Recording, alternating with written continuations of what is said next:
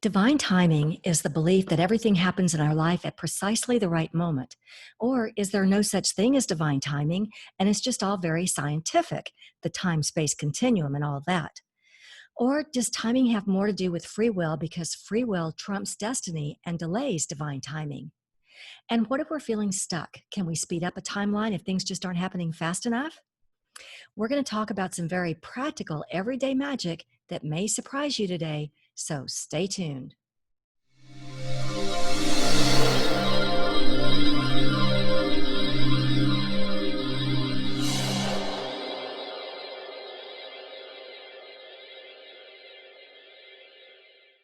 Hi there, and welcome. My name is Rami, like Do Re Mi. I'm a best-selling author and creator of the Get Unstuck Revolution. I help extraordinary women just like you dissolve the obstacles in your path so you can bring success to you. Now let's get started with today's video. Okay, let me jump off the screen here and switch to my laptop. By the way, I always give you guys an option here of watching the video or listening by audio. If you normally listen by audio, this is the week to mix it up and watch the video because we're going deep today, deeper than I think we've ever gone. So the video might be beneficial. I'm just saying. Today, we're talking perfect timing. Some people feel that perfect timing is when we feel like it or when we feel inspired. Maybe we've been asking and asking, and we receive that little nudge that it's time to move forward. Or maybe it's a very complicated situation and it needs time to work itself out without our getting involved. Mostly, we're going to talk about the illusion today, the game board that we're playing on, and how this illusion was engineered with a slight mismatch on purpose so that the illusion could be manifested to give us the Earth School, where we can learn the most valuable life lessons. If you've ever wondered whether we're a pawn in a game, whether we're actually living inside a video game, or even whether we're in a hologram, and how to find success inside this game, you'll want to stay right here. As business owners, or even in our quote unquote real jobs, in our relationships at home or at work, when we're trying to get a grip on our finances, or generally anything to do with this game of life, we can sometimes find ourselves wondering, man, what am I missing? Things shouldn't be this way. I don't get it. Well, today's episode is for you. If you wonder, are we in the Earth School or are we actually living inside a multidimensional board game, a video game, or even a hologram? If we are living inside a game, what's the objective and how do we win? Is perfect timing a matter of free will or is destiny controlling time and we just need to surrender to it? Yes, we're talking about how to find your hidden power when you want to transform challenges into successes as we play this game. I like to call it the audacity of alchemy. Because when we're feeling stuck, it's never the situation that has us stuck. It's our energy that's become stuck by the trigger of negative emotions that come from past situations and experiences and events. In other words, it isn't the pain of the situation, it's the pain of not being connected in the natural energy of who we really are, of being naturally connected to that magical part of us that's a creative vibrational being who can use the positive energies to create what we want and bring it into physical manifestation. Part of this process is to allow our manifestations to materialize and not get stuck in the negative vibrations that block them. And that's what we're going to talk about today, because when we can vaporize unwanted negative energies and reduce the conflicts that steal our positive energy flow, the possibilities for crystallizing the success we want out of this game, well, it's just endless. And so this series, I'm bringing you little pieces of wisdom and insights to help you do just that. Because, well, if you're like me, then you're someone who has the audacity, the willingness to take bold risks to transform challenges into success. So let's talk about this idea of transformation and the audacity of alchemy, and specifically about the science of perfect timing. Now, to set the stage, I'd like you to think of a time where you felt stuck. Things weren't moving. Maybe you were looking for a job and nothing was coming through. Maybe you wanted a new level of revenue but just couldn't break through the ceiling. Maybe you were building a house and everything was dragging. Maybe you were hung up in indecision and confusion, just not seeing the way through. I'd like you to take a moment and just think of a time when you were feeling stuck. And then in a few minutes here, I'm going to ask you to remember it again. Okay, so let's move on. And before we get into things, just a little background on one crucial element and the foundation of perfect timing. We have this little thing called free will, the power of self determination. We have free and independent choice and voluntary decision. But here's the thing, our decisions are influenced. Every decision we make is influenced by our culture, our education, our parents, our religion. Our decisions are influenced by our past experiences, both good and bad. When we make a decision, we weigh things based on culture and education and religion, our upbringing, and whether we've been through this before and don't want to get burned again. So we have free will, but there's often a hidden influence that's impacting our free will choices. As we move through life, at some point, we begin this journey of spiritual growth and we begin to question these things. And this is interesting because sometimes in our culture, our education, our religion, and our upbringing, we weren't always allowed to question things. But when we begin this journey of spiritual growth or spiritual awakening, we become seekers. We're seeking a new view of the physical and spiritual world that we live in.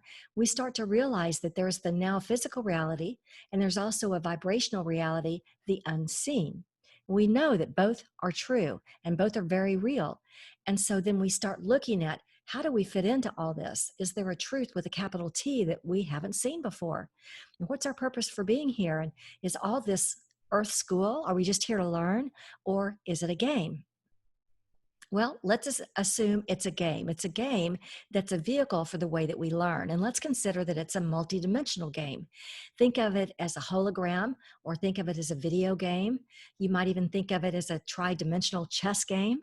For me, I like to think of it as a board game because when we're in the physical world, it's a very flat board. And when we're dealing with the non-physical world, it becomes a multidimensional board. So we've come to this place where we consciously choose to know the truth with a capital T for ourselves. We begin to build our own intelligence. We think for ourselves. We take personal responsibility for the process of our own spiritual evolution. When we make that decision to seek the truth, we're alerting our higher consciousness that we're ready to become a player in this game of life. We're alerting our guides, our angels, the Akashic masters, whatever higher stream of consciousness can best help us. We're telling the spiritual world that we're ready to learn what's outside of our culture, our education, our religion, our upbringing, our past experiences. We're ready for more than the limitations we've been experiencing. And it can be tricky when we choose to seek the truth with a capital T because we don't really know what's out there. We know that we're open to all possibilities and all options, but let's face it, we're a little bit blind. So far in life, we only know what we've learned in school and church, and for me, at the hand of my mom, who liked to spank my bottom when I dared to challenge her authority, which I did often. Maybe you can relate. But there's always been a part of me who felt like there was more out there than the limitations that were put on me. So far in life, we know how to live at the level of getting by. That's the usual game in the physical world that most of us play. This is the game board we're stuck with if we don't invoke the free will that comes from outside a physical reality, a free will that comes from a higher stream of thinkingness. When we use this higher free will, we're moving away from the physical world and we're beginning to set up an enhanced, multidimensional game board. Make sense? When we call in this higher free will, we begin to receive new data from our spiritual guides, our angels, the Akashic masters, whatever higher stream of consciousness can best help us. And we download this new data into our own minds. And only by that inward reach of true freedom of will can we catapult ourselves above the mundane, where we can perhaps for the first time begin to look at the game board without getting caught up in the negative emotions and reactions of the ego thinking that we've been so used to in the physical world. All the fears, doubts, confusion, angst, indecision, and anger. We're using discernment and choice to make some new choices. And this higher stream of consciousness is helping us make these new choices by giving us a new, higher spiritual perspective. Now, for me, when my spiritual awakening first began so many years ago, and I was getting so many spiritual downloads that I was begging them to slow the faucet down, it was like a freaking fire hose. But this is sometimes what happens when we first make the choice to step outside of the physical world paradigm. And maybe you've experienced something similar. How many times did I say to my angels, this makes no logical sense at all? Or I would tell them, how can this possibly be? Or what I said most often, quite frankly, I cannot be hearing this right. I cannot be hearing this right. Well, this is one of the hallmarks of spiritual awakening. We're sometimes convinced that we must be losing our minds. But yes, we are. That's the whole idea. We're losing our minds that have been so dedicated to the limited and the very negative ego thinking. We're being changed all the way down at the DNA level. Our entire perspectives change, and everything we thought we knew, well, it's suddenly topsy-turvy. What we thought was real was an illusion all along. And here's the thing. If we step outside of the confines of common sense and invoke the free will of spirit, we're saying that we no longer wish to be guided by fear or ego or logic. And this is a good thing. So, we've talked about how we sometimes live at the level of getting by in the physical world. This is the game board we're stuck with if we don't invoke the free will that comes from a higher stream of consciousness. Okay, then, so that's the foundation of free will. I just wanted to lay that out for you before we get rolling. And we're going to come back to this in just a minute. But what I'd like to talk about next is the multidimensional game board itself. And then I'll have some insights for you on perfect timing and how to win this game. And it begins with a little bit on love and light and why we hear this phrase so much, why people sign their emails with love and light and all of that. If we go back to the idea of creation, whether you're best oriented with religion and the Bible, or whether you're more comfortable with science and the Big Bang Theory, whatever it is, I'd like you for a moment to consider the possibility of one original thought. If the one original thought of the Creator was unconditional love, then everything we're doing in the game is a return to unconditional love. Even Marianne Williamson wrote a very popular book called A Return to Love. So this theory I'm giving you, it's probably familiar. So in every challenge, there's some aspect of unconditional love underneath it all. In every challenge, there's some aspect of unconditional love within that challenge. Love without conditions, love with no strings attached, love without expectations, love without resentments, without fears, without doubts, and without the resistance of negative ego thinking. If the one original thought of the Creator was unconditional love, then we are a spark of that one original thought. If the Creator is vibration, and if we understand that everything in the universe is vibration, then unconditional love would be the basis of every cell of our being. So we have the game board, and one of the features of the game board is love and light. Another feature of the game board is unconditional love. And these are features of the game board, just like pass and go is a feature of a Monopoly board. Unconditional love is a feature of this game board that we're on as we're moving through life. Now, another feature of the game board is unity and the idea that we're all one. And we know this from the Book of One and many other resources. So we have this as the feature of unconditional love. And then another feature here is unity, that we're all one, all things, all of life, all of creation are all part of one original thought. And then we have another feature known as free will, which we talked about earlier. So our goal is to unlock the free will we have to explore the unseen that's outside of our physical reality, and that's vibration. We talk about this every week. It's our hidden power, being able to access and raise our vibration.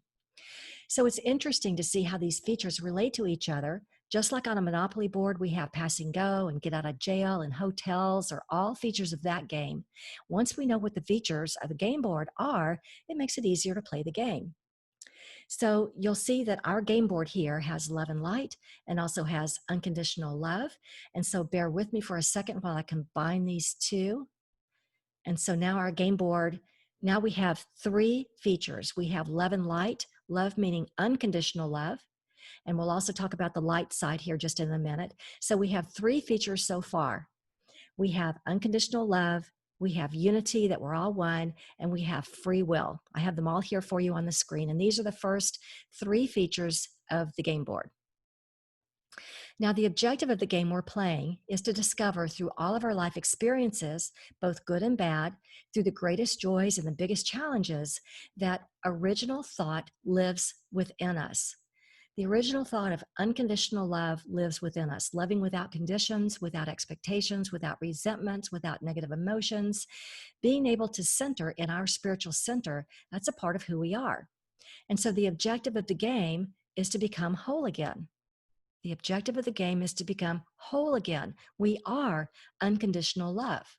Only love is real. Everything else is illusion. We've talked about this before. This means that if only love is real, then the negative emotions of ego, well, those are part of the illusion.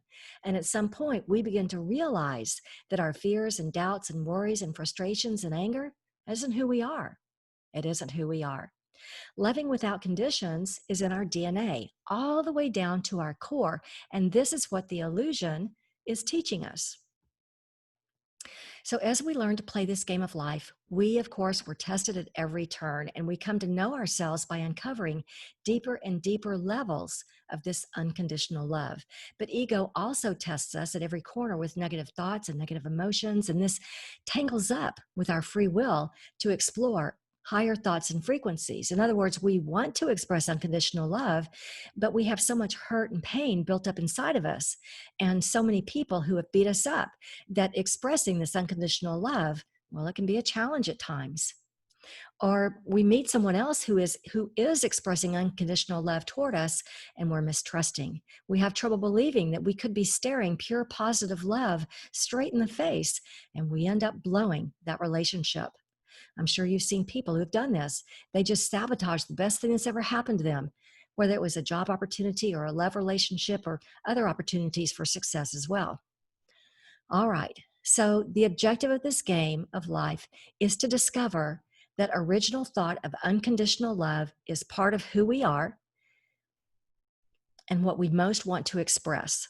Now, as we're talking about this phrase that we call love and light, we've been talking about the love side. And now it gets interesting, a little bit scientific. Let's talk about the light side. Now, from science class, we know that the physical world is made up of frequencies of energy, and all energy is reducible to light. We also know that all particles in the universe are in motion. Things may seem very solid until we put them under a microscope and see that they're atoms and so forth in motion. So everything we see is made of energy, and all energy is reducible to light. Even the unseen that hasn't manifested yet is energy. And here's where it gets tricky, so stay with me. There needs to be a slight but very necessary mismatch between space and time in order to manifest the illusion that we live in, the game board that we play on. There needs to be a slight but very necessary mismatch between space and time to manifest the illusion. So everything we see is made of energy, but consider that ultimately the only thing that's real in this game is the creator. As players of this game, we're little sparks of the creator, so we are also real. Everything else is illusion. And we remember from the Course in Miracles that only love is real and everything else is illusion. So I'm not making this up. We see this theory across many different texts and resources. Wallace Wattles in The Science of Getting Rich talked about the unformed substances out there in the ethers waiting for our thoughts. And our thoughts are energy to animate these particles and make a form out of the unformed. So Albert Einstein, all kinds of greats throughout history, we all know this, that everything is energy. And we know that the physical world is made up not only of energy, but it's also made up of space and time. And when energy appears very solid, and when this energy resides in space, then we have the physical world, those things that we can touch and feel that seem very real to us, even though it's an illusion, a multidimensional game that we're in the middle of. So the illusion is made up of space and time, of energy and solid matter.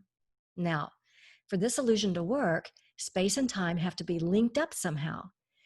When the emphasis is on space, we're looking at the physical world. If we're attractive and educated and we have money in the bank, we think we're winning in the physical world because this is what society and education and religion teaches us. If we're unattractive or uneducated or we don't have money, society tells us that we aren't winning. And this is life on the flat board. We're living on the flat board in the illusion. Now, if we change the perspective from space and we shift the emphasis over to time, now we shift over to the inner world.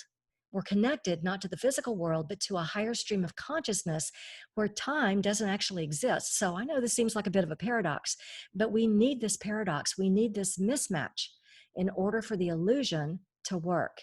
And this emphasis on time, this is also where free will comes in. So check this out. When we awaken, when we begin to look at our spiritual journey, we become seekers. We begin to look outside of our physical world for our data. We begin to ask, what else is possible besides what I see in the physical? What else is possible outside of time and space and energy and matter? As a seeker, we look outside of the illusion for the truth with a capital T. We use our free will to seek the truth. All right. So remember that we're talking about time and timing. And time is really decision, because a decision seems to speed up or slow down time. And this is why we sometimes feel stuck. We're in confusion or indecision or one of the negative emotions in the illusion of the physical world. We stop time with our confusion, or that's how it appears. We sabotage some of our most important desires to buy more time because we have confusion based in past experiences where we were hurt. Let me say that again. We sometimes sabotage what we want the most to buy more time. We think we'll find solutions by trying to reconcile these past experiences to help us move forward, but the answers aren't there. The answers can't be found in the illusion, and so we remain confused, and time stands still. We stay stuck. But when we seek the truth from a higher stream of consciousness, decisions become easier because now we're looking at the truth, and this appears to speed up time. And this is where we have the term divine timing, because now we're consulting the divine, or we're consulting a higher consciousness. Is it possible we've simply tapped into a higher stream of consciousness to make a decision, and this moves time forward again? Interesting question, right? So let's bring it on home and bring this all together and see how it all fits. We have, here they are, the features of the game board: love and light, unity, that we're all one, and free will. And these features, they all play together. And then we also have, well, here we have space and time and energy, and how these all combine to create the illusion or the solid matter that creates physical reality for the game board that we're playing on. And right here at the bottom, I have for you, we have the objective of the game, which is to discover the original thought within us that only love is real and everything else is illusion. And we are an extension of the original thought. We're an extension of unconditional love. And this is what we're here to discover and to express. Love without conditions, no expectations, no resentments, no negative frequencies. This is what we're here to discover and to express. So, how do we play this multi-dimensional game exactly? How do we move around the game board? And not just how do we play, but how do we win? Well, remember the image of the multi-dimensional chessboard that I showed you earlier? We're actually meant to move between both the physical now reality and the unseen vibrational reality, the parts of our experience that haven't been manifested yet. So as you look at this image, consider that the checkerboard at the bottom there, that's our now reality. It's the flat board. And we use this physical reality to gather data and evidence, but then we take a position outside of the game board, off to the side, up in the bleachers, so that we can just observe what's happening. Because have you ever driven a bumper car and 20 other people are trying to bump into you? It's very difficult to be in the middle of the bumper cars and have perfect perspective, because everything is coming at us all at once, right? So we want to take a position outside of this game board so we can just observe what's happening. We want a different perspective. We want to become observers. And as we do this, then we look to our inner world of thought and choice and wisdom. And on this image that I'm showing you here, you can see that those upper levels, they're translucent. That's the unseen world. We use our wisdom to see what's happening on the flat board. And we also see the possibilities up there in the ethers that haven't even been created yet. We tap into a higher stream of consciousness. We tap into the source of unconditional love and take on a perspective of patience and kindness and compassion and appreciation and all of these higher frequencies. We see these new possibilities. And then from that perspective, once we've gained that new perspective, then we can move back into the physical reality with this newfound wisdom and this new perspective. And we can make a move back on that physical flat board again. Now, what most people do is they swim right in the middle of all their confusion and frustration with all the bumper cars ramming into them, and they try to fix the problem. But we know from the law of attraction that only makes the problem bigger. And so we can't win the game that way. We can't win the game from the flat board. So, as seekers, we merge these two realities, the physical reality and the unseen spiritual or vibrational reality. We live in both worlds at once, and we are intended to do so. So, to give you a quick example from the real world, just to give you an example, I had a client who was entangled in a nasty, hateful divorce, and she tried everything but standing on her head to figure out how to get through it because he was having a really hard time and blaming her for everything that went wrong, blaming himself too, of course. And once she stepped off the game board so she could take on a spiritual perspective, her guides told her that her husband had caused a lot of financial harm in past lives. Even though he was completely unconscious of it, he wanted to make amends in this life. And so she stepped back and just let things be. She let his guides step in to help. And without even asking for it, she received a hefty divorce settlement, which was 10 times more than she expected or even wanted. And this allowed her to start a new business, which, by the way, is flourishing today. So we can see how the features of the game board were relevant. Unconditional love. Remember, this isn't romantic love or the unconditional love we have for our pets. Unconditional love here is loving without conditions, without frustrations, no doubts, worries, anger, indecision. It's love without the resistance of negative ego thinking. When we have the position of love, emotions like resilience, joy, wisdom, inspiration, harmony, from that position, our perspective and our energy frequency changes. And this changes the course of our journey.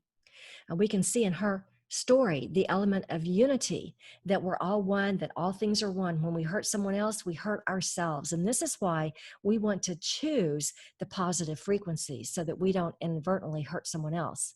And then we can also see here the element of free will, meaning she had the free will to raise her frequency and tap into a higher perspective and a higher stream of consciousness for advice and guidance. We can also see here the objective of the game. The objective wasn't to come out of the divorce with a nice settlement. Not at all. The objective was to find herself, to find that unconditional love that's inherent in all of us, and find a way to expand and grow from this situation. And then also here on the game board, we can see the time-space illusion. She had the physical world that was very real, and she could also exercise her free will to take a position off the game board and get a higher perspective. In tapping into this higher frequency and taking on a spiritual perspective, she was able to see clearly what the game was all about. It was helping her to grow into a better person, someone who could easily tap into unconditional love for herself and others. And the experience helped her to become whole again, to be free of ego thinking and all the chaos that's associated with these negative energies that block what we want from coming to fruition. And most importantly, it cleared her energy field of all the negativity, which she told me was worth so much more. It took her stepping off the game board so she could recenter in a more positive energy, so she could raise her frequency and tap into a higher source.